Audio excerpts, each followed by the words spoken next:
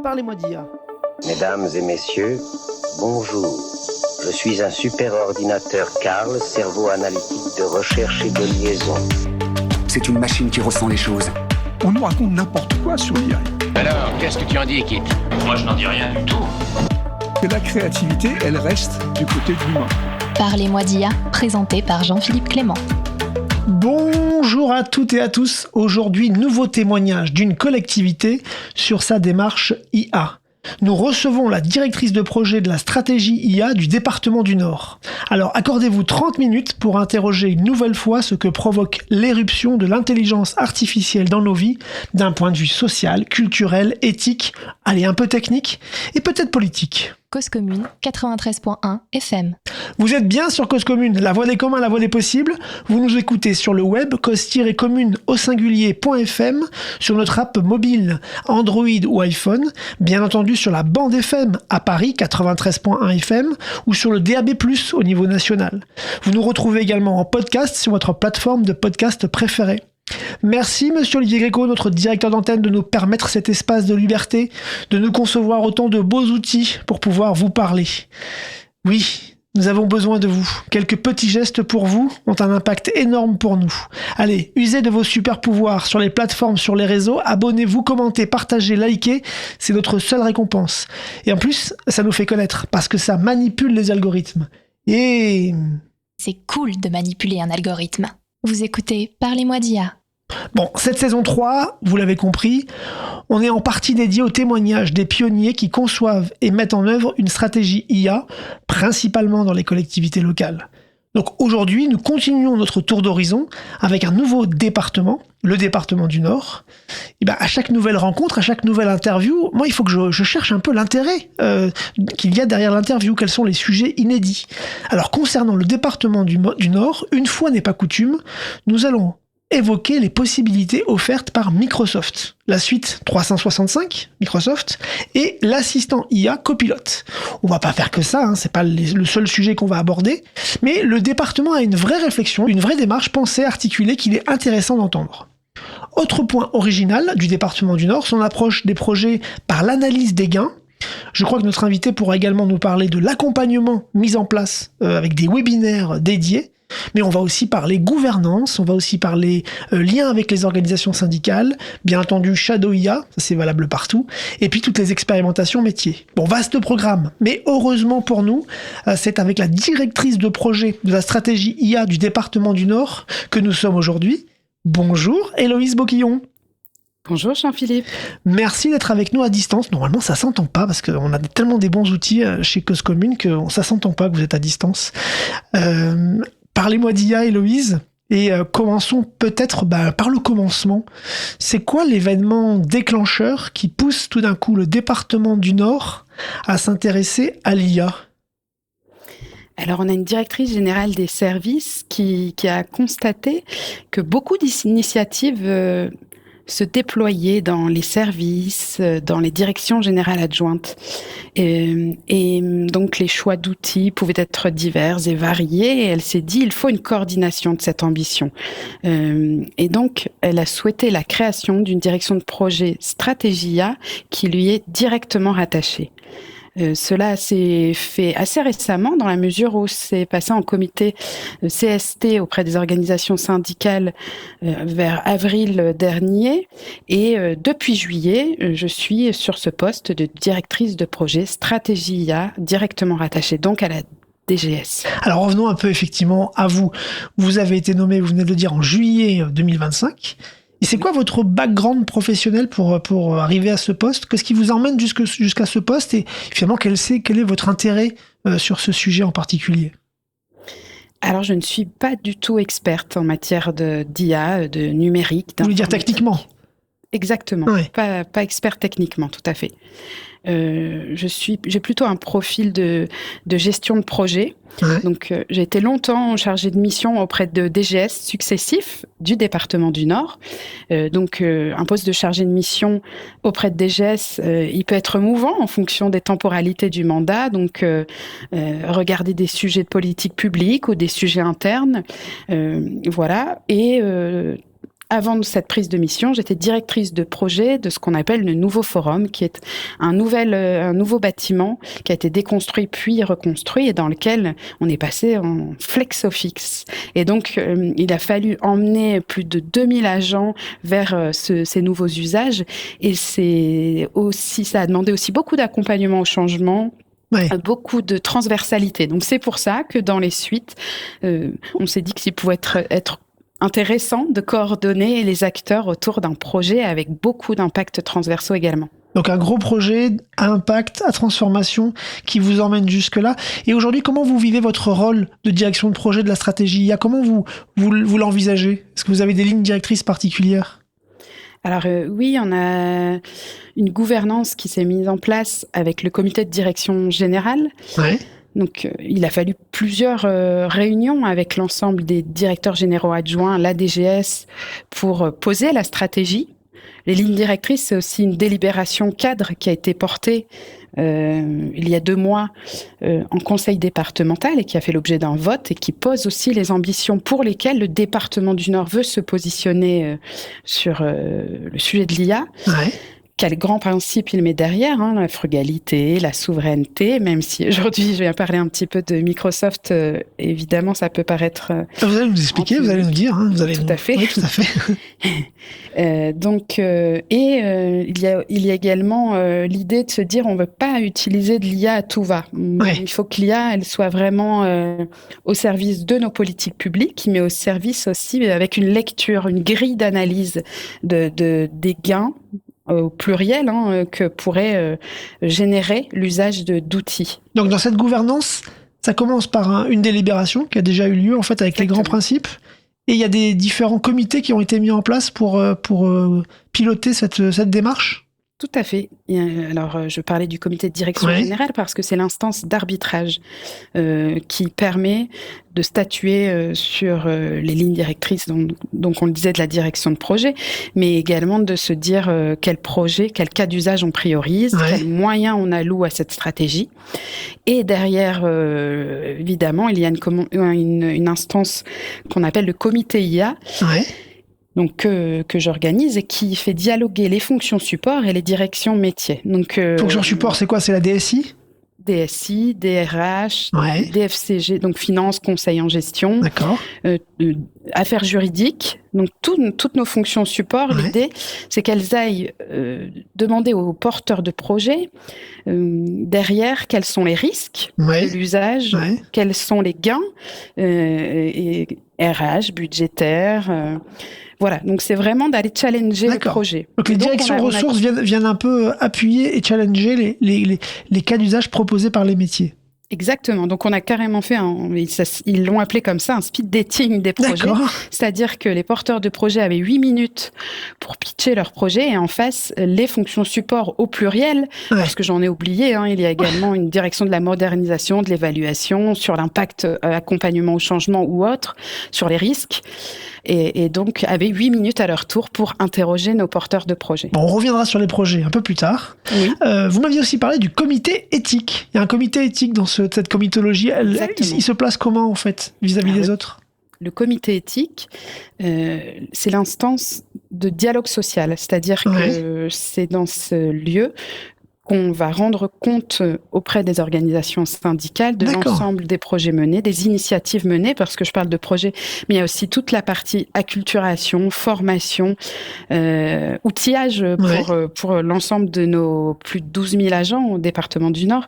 Et donc, ils se positionnent, eux, les organisations syndicales, un peu comme les garde-fous de ce qui va être mis en place au sein du département. Donc, et le premier comité d'éthique qui s'est tenu a beaucoup tourné, vous l'imaginerez peut-être compte tenu de nos missions, autour de l'IA et du travail social. Donc, c'est un sujet qui m'est cher dans ce qu'on va mener ici au département. Oui, vous avez raison. Rappelons juste les grandes missions d'un département. Effectivement, il y a tout l'aspect social. Vous gérez beaucoup de prestations et de droits sociaux pour la collectivité.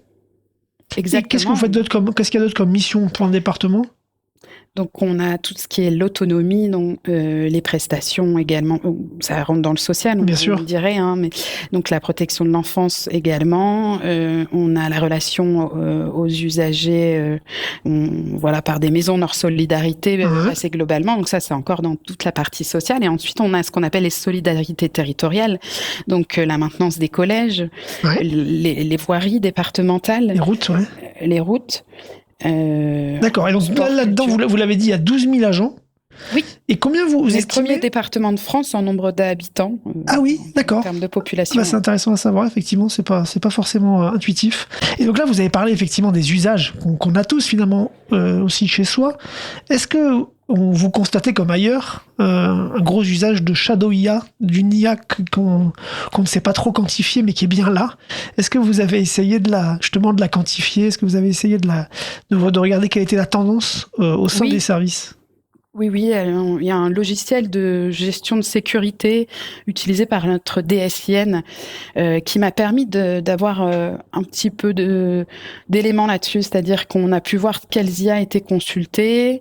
Après, les chiffres sont à prendre avec beaucoup de précautions parce qu'on n'arrivait pas mais en tous les cas, on voit que ChatGPT, que Gemini, que Perplexity, que des IA comme Gamma pour de la production de documents sont utilisés. Et nous, ça pose vraiment question sur l'usage de données personnelles. Bien sûr. Je parle de celles des nordistes. Donc, vous faites le constat de l'usage, et pour l'instant, vous n'avez pas stoppé les usages, vous n'avez pas bloqué les usages. Vous êtes plutôt dans une tendance à regarder, à essayer d'accompagner, d'encadrer, de réguler. Alors, on a le souhait quand même de bloquer ChatGPT. D'accord. Ok. Alors, pour certains, pour bientôt. ça peut pas être... Oui. D'accord. Et donc, on l'annonce par C'est une annonce pour OpenAI. Voilà. D'accord, très bien. Ah, c'est quand même autant d'agents en moins. Mais bien sûr.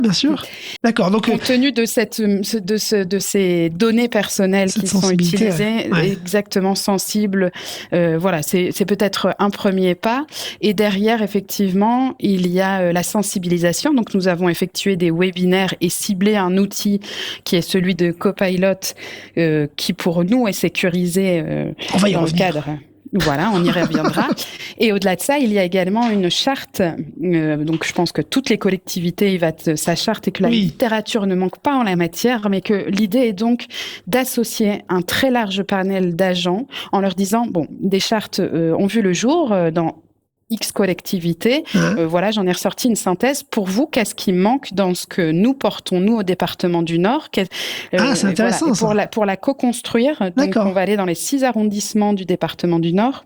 D'accord. Avec ce qu'on appelle la Fabrique 59, qui est notre laboratoire d'intelligence collective, et associé à un large panel d'agents. Parce que je me dis, j'aurais pu faire une synthèse de ces chartes, puis la faire émerger, mais... Après, ça c'est en cours alors. C'est en cours. Oui. Vous faites une tournée territoriale pour montrer cette première synthèse et inviter à l'enrichir ou à l'amender.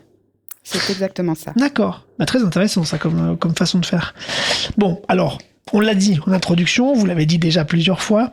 Allez, abordons le sujet Microsoft. Bon, vous savez, ici, si vous avez déjà écouté un peu l'émission, vous savez, on n'est pas des fanas de Microsoft. Même, c'est un peu même le contraire. On est plutôt open source. On essaye quand même de trouver des solutions où on n'est pas trop bridé par des solutions propriétaires.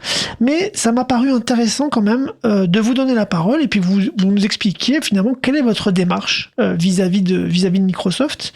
Et donc expliquez-nous finalement comment vous en êtes arrivé, j'imagine, avec les outils Microsoft déjà existants au sein de la collectivité, avec la suite installée Microsoft 365, comment vous vous êtes dit, finalement on l'a sous la main, commençons par utiliser ça et puis voyons voir ce que ça donne et comment ça tourne. Comment vous avez vécu cette façon d'utiliser Microsoft au sein de la collectivité ? Alors, je voudrais dire d'abord que notre DSIN se positionne pas non plus comme des pros Microsoft et que c'est pas un combat de dire on y va coûte que coûte, malgré ce qui se passe au niveau international, etc. Effectivement, Microsoft, on l'utilise depuis quelques années et surtout depuis la crise Covid, pendant laquelle, en fait, on a déployé très largement les Teams et autres tous les outils collaboratifs, quoi, Tout à fait, exactement. Pour garder ce lien au public permanent et pour la continuité du service public, donc on a déployé tous ces applicatifs. Et dans cette continuité, tous les agents ont accès à ce qu'on appelle Microsoft Copilot, qui est intégré nativement à ces outils de travail que j'évoquais avant. On a Outlook, Word, Excel, PowerPoint, Teams, OneDrive, SharePoint. Je les cite parce que c'est important dans l'usage de Copilot. Bien sûr. C'est-à-dire que si on n'utilise pas bien ces applicatifs-là, pour la version qu'on appelle professionnelle de Copilot, elle sert pas à grand-chose en réalité. Ouais. Donc les principaux cas d'usage de Copilot suite basique, c'est produire des synthèses, des résumés, aider à la rédaction, à la structuration de contenu, assister dans l'analyse et l'exploration de données parce qu'on peut aussi aller sur Excel avec. Et ces usages visent avant tout à faire gagner du temps, à faciliter la compréhension, la synthèse, la rédaction, et ça ne se substitue à aucune expertise, à aucune responsabilité. Donc on a accompagné dès septembre, on s'est dit on va faire des webinaires, on va montrer un peu aux agents comment y accéder, qu'est-ce que ça permet de faire, et en leur précisant, appuyé par notre RGPD, que tout ce qui était mis dans Copilot était dans ce qu'on appelle notre tenant, notre environnement propre, et que les données utilisées injectés, je dirais, sur Copilot ne sont pas utilisés autrement, enfin ailleurs que sur notre tenant, pardon. Et ça, finalement, vous me le disiez aussi en préparation, vous vous appuyez, pour pouvoir dire ça, sur le cadre contractuel que vous avez avec Microsoft. Alors, vous savez que, forcément, ce qu'on se dit là, ça va provoquer des réactions plus ou moins épidermiques, on va être très, très clair, parce qu'on va vous parler de perte d'autonomie, de souveraineté, effectivement de la donnée qui part, de la donnée personnelle qui part, on ne sait où. Et vous me dites, quand je vous pose cette question en préparation, on a un cadre contractuel avec Microsoft qui nous garantit certaines choses. Alors, comment vous voyez ce cadre contractuel? Comment vous pouvez nous le préciser et nous l'expliquer? Alors, effectivement, l'usage de Copilot s'inscrit dans le cadre contractuel existant. Et donc, Copilot est intégré à l'environnement. Donc, tout ce qu'on utilisait déjà était dans ce cadre-là, c'est-à-dire que toutes les données que vous utilisez dans les SharePoint, dans Teams, ont exactement le même impact que celles que vous mettez dans Copilot. Il n'y a pas de distinction entre les deux. Après, il y a quelques éléments. Effectivement, Microsoft indique agir en tant que sous-traitant et les données sont soumises aux politiques internes et à la responsabilité du département, c'est-à-dire qu'il s'agit aussi de maîtriser les données qui vont être injectées dans ces IA, dans cette IA de Copilot. Bien sûr. Et ça, c'est le cas pour toutes les IA. Tous ceux qui vont sur ChatGPT doivent avoir cette même rigueur. Mais du coup, ce que vous appeliez le tenant, c'est finalement l'hébergement de ces données. C'est-à-dire c'est l'environnement d'hébergement de ces données. Et vous avez la garantie que c'est un hébergement que vous maîtrisez et qui ne part pas à droite à gauche? Alors, ce que me dit le RGPD sur ce point, c'est qu'il y a un addenda de Microsoft, vous savez, les astérisques dans les contrats, qui stipule que le Data Processing Agreement, donc le DPA, s'applique à tous les produits des services de Microsoft. Donc, Microsoft, par cet addenda, s'engage lors de la fourniture de produits, de services, à ne pas utiliser ou traiter de toute autre manière les données du département. D'accord. Et le DPA recouvre toutes les données à caractère personnel qui sont incluses dans les courriers électroniques, documents et autres données sous forme électronique, ce qui inclut donc Copilot. D'accord. Mais attention, cela n'exclut pas l'idée qu'on ait d'autres réflexions sur des outils souverains. Au contraire. Oui, on va y revenir. Non, mais moi, ce qui m'intéresse aujourd'hui, c'est que vous avez quand même fait ce choix en connaissance de cause, en ayant analysé juridiquement les éléments. C'est ce que vous nous dites aujourd'hui. Ça, c'est quand même, il faut l'entendre. Et on vous faites confiance. Alors certains vous diront, faut surtout pas faire confiance. Vous faites confiance à cet agreement, à ce contrat, pour effectivement protéger les données en question. Et après, je voudrais juste préciser sur ce point que le RGPD et les juristes sont aussi en cours d'analyse du contrat. Et c'est pour ça qu'on demande d'utiliser, et c'est pour ça qu'on a fait des webinaires avec plus de 500 participations et qu'on met des replays, parce qu'on met des précautions d'usage et que l'analyse juridique se poursuit. On ne se leurre pas derrière cet addenda. On en a fait l'analyse, mais on veut aller encore plus loin. D'accord. Mais du Parce coup, qu'on effectivement, a bien connaissance des débats sur la souveraineté. faites attention à l'usage, quoi. Tout à fait. On cadre l'usage, mais bénéficiant de cet outil, on va dire gratuitement, je mets des guillemets évidemment. Oui, c'est dans la licence, quoi. Dans la licence générale, c'est ça. Ouais. Tout à fait. Donc c'est pour ça qu'on n'est pas allé sur le pro, par contre. Ouais. On ne va pas plus loin. Oui, on va peut-être. Enfin, vous me direz si on doit parler du pro ou pas, mais du coup, moi, ma question, c'était maintenant, si sur le versant usage, moi, j'ai souvent entendu dire, et puis pour l'avoir utilisé aussi, pour être très clair, que c'était pas une IA très performante. C'est-à-dire que, enfin, on lui demande des choses. Alors vous parliez de produire des synthèses, des résumés, aider à la rédaction, et que c'était pas. Enfin, quand on utilise d'autres IA, on s'aperçoit assez rapidement que Copilot n'est vraiment pas la meilleure. Est-ce que vous n'avez pas eu cette remarque aussi? Est-ce qu'il n'y a pas des usagers qui vous ont dit, des agents qui vous ont dit, mais oh là, mais ce truc-là, il marche pas très bien, il fait pas très bien ce que je veux. Et vous n'avez pas eu ce retour-là de la satisfaction ou de l'insatisfaction des usagers? Ou au contraire, ça s'est bien passé? Il y en a qui utilisent ChatGPT, pour le citer à nouveau, et qui disent, bon, normalement, c'est pas préconisé, mais qui disent effectivement la qualité rédactionnelle ou le contenu est meilleur. Mais on n'a pas pu objectiver encore aujourd'hui ces retours-là. Okay. Ce qui est intéressant dans l'usage de Copilot, c'est aussi le côté natif avec tous nos applicatifs. Ouais. Et ça, c'est vraiment utilisé. C'est-à-dire que les gens, dans leur présentation PowerPoint, dans leur fichier Excel, dans leur Word, ils peuvent avoir, et ils le font. Et vous savez s'ils le font et si ça Alors, ça on a donne des résultats. Statistiques, on est en train de les étudier, là. C'est encore un peu frais. Et donc, c'est un peu l'idée. En tout cas, c'est de dire, il y a des outils natifs, on les utilise, elles sont sur étagère, ils y vont, on leur donne des préconisations d'usage, et on voit comment ça tourne, vous regardez, vous évaluez. Okay. C'est ce que préconise la DSIN exactement. Et c'est là que c'est aussi important de distinguer le rôle d'une direction de projet stratégie A et d'une DSIN qui, elle, fait les choix des applicatifs et de l'évolution, etc. Et moi, comme je le disais au préalable, je ne suis pas experte techniquement. Bien sûr. Okay. Et donc, vous appuyez sur plus en fonction des usages et de ce qu'on pourra évoquer sur les cas d'usage également. Bien sûr. Les cas d'usage, on y va tout de suite après. Une dernière question sur Copilot. Vous m'aviez évoqué en préparation peut-être la possibilité d'utiliser, ou pas d'ailleurs, Pro, donc la version Pro, et la version, c'est quoi? C'est Go+, c'est ça? Go+, il l'appelle comme ça, effectivement. Et qu'est-ce que ça apporte de plus? Est-ce que ça vous en avez un intérêt particulier?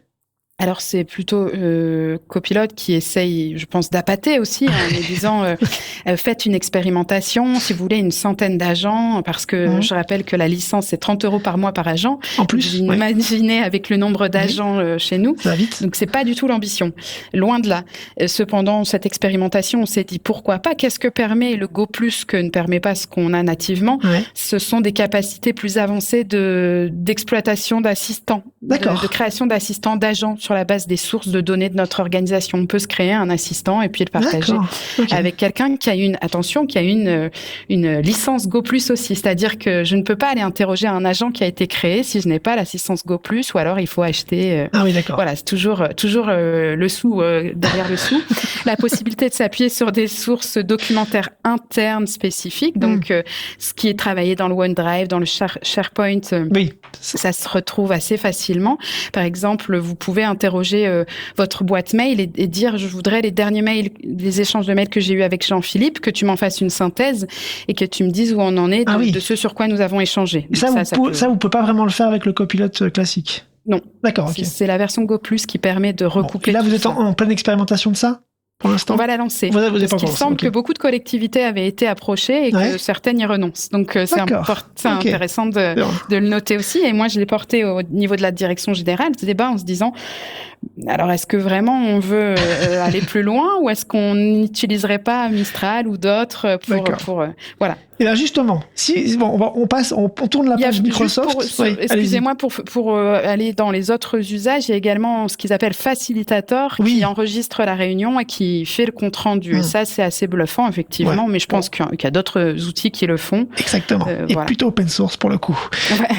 Bon, alors, tournons la page Microsoft. Vous avez d'autres cas d'usage, d'autres cas métiers, et vous les adressez pas forcément avec Copilot. Comment vous avez fait pour adresser alors, quels sont ces autres cas d'usage métiers, et puis comment vous envisagez de les adresser?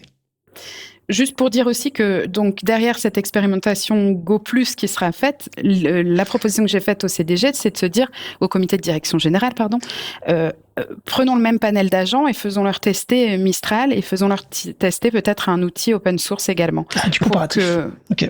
Voilà, pour faire une comparaison. Pour les cas d'usage, donc je le disais au préalable, il y avait des coûts entre guillemets partis, mais on n'a pas à le déplorer. Au contraire, je pense que c'est bien aussi de s'appuyer sur ce qui a été mené. Et donc, on a par exemple la direction de la voirie, qui avait pris une longueur d'avance dans la réflexion et elle utilise l'IA pour faire des relevés de désordre des chaussées, l'IA pour la reconnaissance patrimoniale des chaussées, des signalisations, de l'aménagement cyclable. Avec du computer vision, l'image qui passe, ils enregistrent une vidéo et ils voient s'il y a un défaut de la route ou pas. Exactement. Génial. Okay. Concrètement, ce sont des détections de relevés, de ces détections de relevés, dont découle une notation simplifiée du réseau. Et le but, c'est de fiabiliser la connaissance patrimoniale, d'améliorer les conditions de circulation des usagers et d'intervenir de manière plus rapide et ciblée sur des routes qui pourraient avoir de plus gros défauts que d'autres et qui n'auraient pas été repérées, par exemple. Et peut-être même de manière un peu prédictive aussi, potentiellement aussi. C'est l'ambition, de prévoir comment on peut faire une maintenance prédictive un peu avant que la route soit complètement défoncée, quoi. C'est exactement l'ambition. Il y avait également, vous m'en avez parlé, un chatbot RH. Exactement, donc Je presse un peu parce qu'en fait le temps court et on est presque à la fin de l'émission. Je voudrais pouvoir que vous parliez du chatbot RH. Alors le chatbot RH, donc on a effectivement 2 ambitions d'agents conversationnels, un à vocation interne à la DRH et un plus en relation usager autonomie, c'est-à-dire que la DRH, elle nous dit aujourd'hui on a des agents qui sont absorbés par les appels sur le recrutement, la formation, et l'idée c'est de mettre tous les règlements intérieurs et les informations effectivement dans ce chatbot et de voir ce que ça peut libérer comme temps pour les agents qui dédient beaucoup d'énergie à cela. Ils ont mis un pourcentage de 30 à 50% de gain de temps RH estimé pour certains agents qui absorberaient ces appels. Donc pour cet agent conversationnel, à la différence de Copilot, évidemment, on est allé sur un choix d'outils souverains. C'est encore en cours d'acquisition. C'est vous pouvez pas en dire trop de... Là, oui, vu qu'on est encore pas de problème. Voilà. Mais c'est en cours et c'est pas Copilot. Ça serait un chatbot RH qui permettrait aux agents du coup de poser leurs questions. Français, oui, avec donc un prix estimé à 180 000 € en investissement. Voilà, on va aller chercher du FEDER, donc on essaie d'être frugal aussi dans la dépense. Oui, c'est ce que vous me disiez. Finalement, vous appuyez aussi avec la région sur les capacités de la région à aller chercher des financements européens, c'est ça ? Oui, la région Hauts-de-France a un rôle important dans l'IA au niveau des Hauts-de-France. Elle a fait un appel à manifestation d'intérêt derrière lequel on peut déposer des dossiers FEDER et donc avoir des subventions à hauteur de 60% des projets. Donc, on va y aller. Très bien. Pour le projet voirie et pour le chatbot également. Bon, on le voit à chaque fois, de toute façon, vous avez le souci d'essayer d'analyser en amont les gains potentiels de chaque projet dans différentes dimensions, que ça soit RH, que ça soit financier, que ça soit transformationnel, que ça soit tout ça. Et donc ça, j'ai cru comprendre que vous l'appliquiez finalement cette grille à tous les débuts de projet, grâce à votre comité. Exactement. Avec la direction du contrôle de gestion, la direction de la modernisation, la DSIN, on a revu tous les kits méthodologiques qui étaient utilisés, la note d'opportunité, la note de cadrage, et on y a adossé une grille d'analyse pour voir dès l'ambition de projet quel impact était visé par l'acquisition de cette brique IA ou de cet outil IA. Et donc, là, on est à 5 séances de travail avec les directions que j'ai citées. Et donc, l'idée, c'est de le tester sur un panel de direction métier pour voir s'il n'est pas trop lourd, parce qu'il y a effectivement le cadre qu'on veut donner et l'innovation. Est-ce que c'est antinomique ? Des fois, on se pose la question, effectivement. Bon, et pour conclure, Héloïse, est-ce que vous pourriez nous dire un peu, c'est quoi la prochaine grande étape que vous comptez passer avec cette démarche IA ? Et puis on conclura là-dessus, parce que ça y est, c'est déjà fini cette émission. D'accord. La prochaine grande étape, j'en ai parlé un petit peu, c'est cette tournée des arrondissements pour aller sensibiliser, récolter les peurs, les appréhensions, et puis faire de la pédagogie autour du sujet pour embarquer. Et puis voilà. On l'a pas dit, mais c'est vrai que c'est aussi un point important que je n'ai pas eu le temps d'évoquer, mais qu'on pourrait évoquer, c'était toute votre démarche d'accompagnement avec de nombreux webinaires dans tous ces sujets-là, des webinaires que vous remettez après en replay et qui ont un grand succès au sein de votre collectivité. Écoutez, c'est l'heure de conclure. Merci Héloïse, c'est une émission qui passe très vite, j'en suis désolé.